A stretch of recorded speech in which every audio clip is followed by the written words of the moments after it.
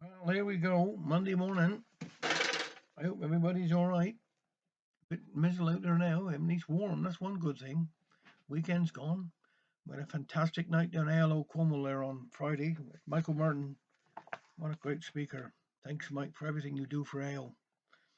Anyhow, I don't think the week's going to be so bad. Might not be enough weather to cut the grass, but there we are. But say, snowdrops are out. Daffodils are looking good. Yeah, lovely, lovely. Now, I've got three birthdays. Not today, but tomorrow.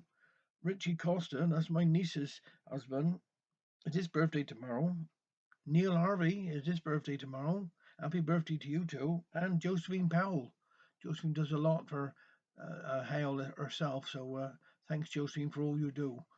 And so that's the three birthdays for tomorrow. So we're doing a Johnny Barber here today. The donkey chess. Person had a donkey. He needed it, you see, to take his wife to worship because she had a gammy knee. Quiet little thing it was, never known to prance. He kept him in a stable on a plot behind the manse. Parson very worried, never's out of spite, a blend a little donkey for a roaming in the night. Then a grumpy farmer had some turnips tealed, and blend a little donkey for tearing of his field. Parson very worried, couldn't sleep a wink, turned out after midnight to have a little drink.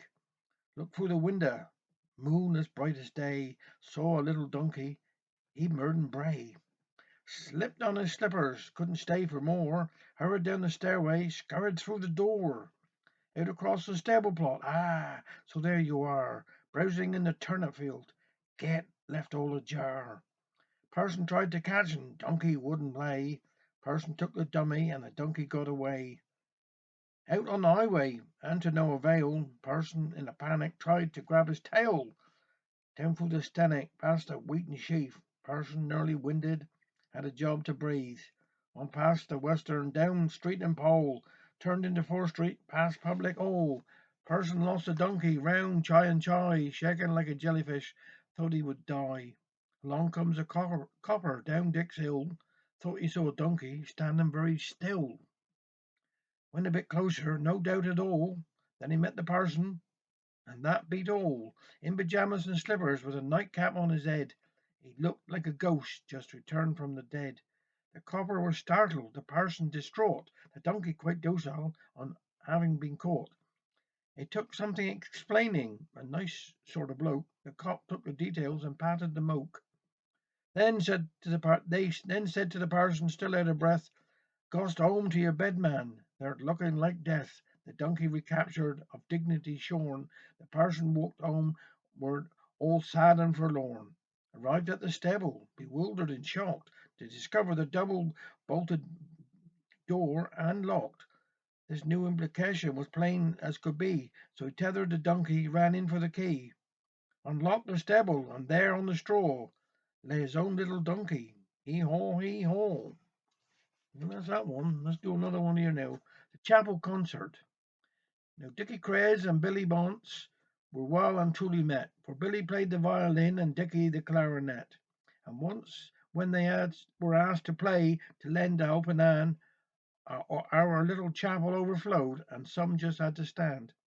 We had an anthem by the choir, and solos on their own, with recitations, dialogues, and everything that belonged. Then harps of gold and maschens fair, the chairman rose and cried, as clarinet and violin were brought forth side by side.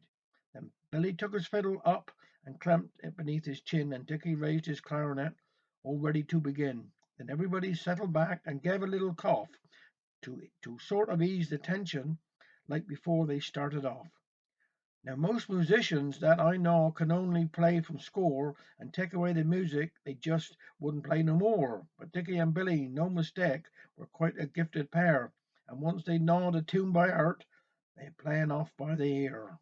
So Dickie raised his clarinet and started off to blow, and Billy took his fiddlestick and pulled it to and fro. But harps of gold and mansions fair were mighty hard to catch, for clarinet would only squeak and fiddle only scratch. And Dickie looked at Billy Bonce, and Billy looked at Dick, and Dickie dropped his clarinet as Billy stopped his stick. And though that sort of whispered like so nobody could hear, their actions spoke as plain as words of something mighty queer. Then, to the listening shame of some amongst the motley crowd, instead of keeping quiet, they just laughed right out loud. Poor Dick and Billy took the pip. They did, you sure enough. Each packed his gear up on the spot and walked off in a huff. Now what I says, right is right, and truth will have it out, as Dick's nephew confirmed without a shadow of doubt. A little pest he was for sure, just mischief through and through, and nobody could ever tell what next the boy would do.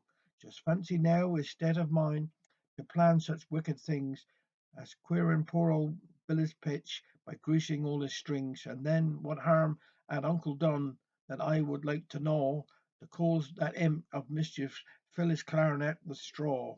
And so, of course, on Sunday night, the preacher made it clear how Dick and Billy's failed on harps of gold and mansions fair. And as for Dick's nephew, well, for all his artful ways, he couldn't set upon his rump for days and days and days. Take care. Have a nice week.